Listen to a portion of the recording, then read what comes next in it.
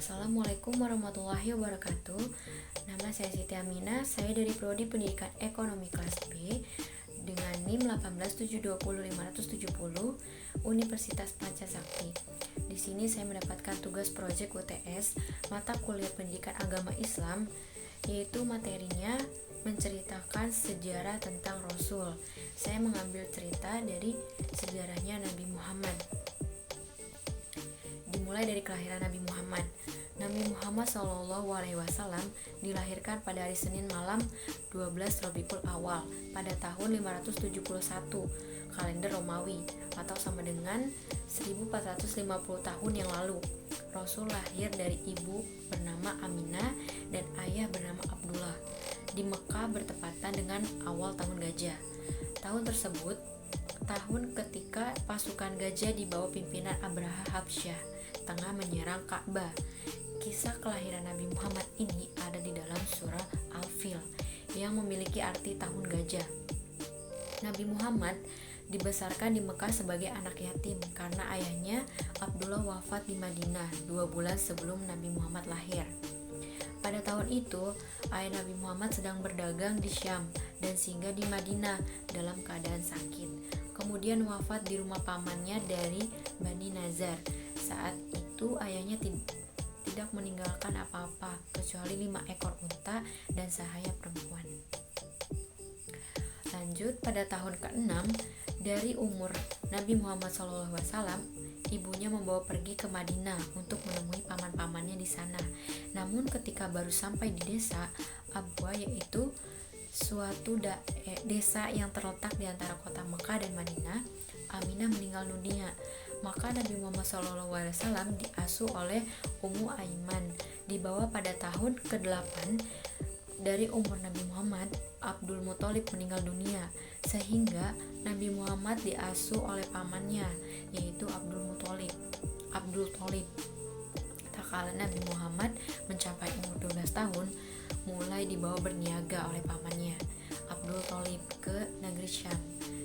Dan ini merupakan perjalanan beliau yang pertama. Kemudian ketika Nabi Muhammad SAW mencapai umur 25 tahun, beliau pergi ke Syam untuk kedua kalinya dengan membawa barang dagangan milik Khadijah bin Khuwailid.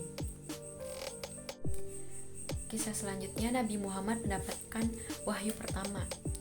Banjir besar terjadi dan menggoyahkan bangunan Ka'bah beberapa tahun sebelum nubuwah. Nabi Muhammad juga ikut aktif dalam perbaikan Ka'bah. Kemudian pada tahun ke-40, Allah Subhanahu wa taala memuliakan Nabi Muhammad dengan ditempatkannya sebagai nabi dan rasul dengan turunnya malaikat Jibril kepadanya. Allah pun telah memberikan anugerah keistimewaan kepada Nabi Muhammad. Salah satunya yaitu wajahnya yang bersinar terang, mampu mengalahkan sinar rembulan. Ini dikatakan sebagai tanda kebesaran Allah yang menunjukkan nabi terakhir dengan kemuliaan dan kedudukan yang tinggi.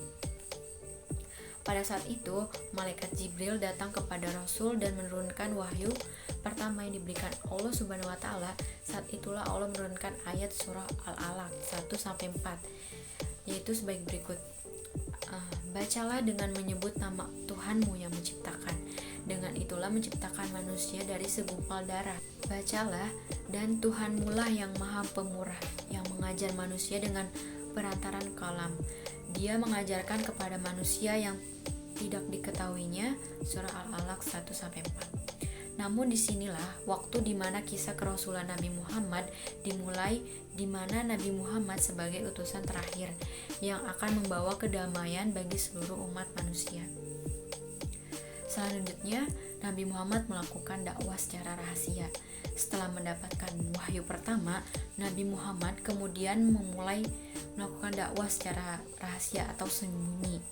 Perintah ini seperti yang tercantum dalam surah Al-Hijr ayat 94, yaitu yang berbunyi, maka sampaikanlah olehmu secara terang-terangan segala apa yang diperintahkan kepadamu dan berpalinglah dari orang-orang yang musyrik. Peristiwa Isra Miraj. Peristiwa Isra Miraj yang termasuk perjalanan penting dari kisah Nabi Muhammad yang bermakna dan mempunyai pesan mendalam. Peristiwa perjalanan Nabi Muhammad ini bermula ketika istrinya Khadijah dan pamannya Abu Thalib wafat, meninggalnya dua orang penting dalam hidup Nabi Muhammad ini terjadi pada tahun ke-11 kepemimpinan Nabi Muhammad. Tahun tersebut merupakan tahun yang menyedihkan bagi seorang Nabi Muhammad. Ia harus kehilangan istri tercinta yang selalu mendampingi serta pamannya yang telah mengasuh sejak kecil. Namun setelah peristiwa ini, Allah mengutus Nabi Jibril untuk mendampingi Rasul melakukan perjalanan dari Masjidil Haram ke Masjidil Aqsa.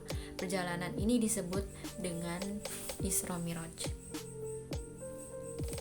Wafatnya Nabi Muhammad. Nabi Muhammad menderita sakit yang dialami selama beberapa bulan. Setelah melewati penyakitnya, Nabi Muhammad dikabarkan meninggal dunia. Pada saat terjadinya peristiwa menyedihkan itu, sahabatnya Abu Bakar sedang tidak berada di Madinah. Kemudian setelah diberitahu, beliau segera datang ke rumah Aisyah dan mengucapkan pidato, yaitu, "Ketahuilah, barang siapa yang menyembah Muhammad, maka sesungguhnya Muhammad kini telah mati, dan barang siapa yang menyembah Allah, maka sesungguhnya Allah tetap senantiasa hidup, tidak akan pernah mati."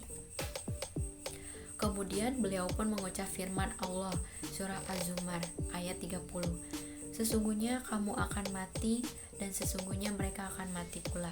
Peristiwa ini akan selalu dikenang umat muslim sebagai peristiwa besar dan bersejarah dari perjalanan seorang yang memiliki segala sifat baik dan kemuliaan. Pesannya itu, percayalah bahwa Rasul Allah itu ada dan kita harus meladani sifatnya. Terima kasih. Sekian pemaparan materi dari saya tentang sejarah Nabi Muhammad. Apabila ada kekurangan kata atau kesalahan, mohon dimaafkan. Wabillahi taufiq wal hidayah. Wassalamualaikum warahmatullahi wabarakatuh.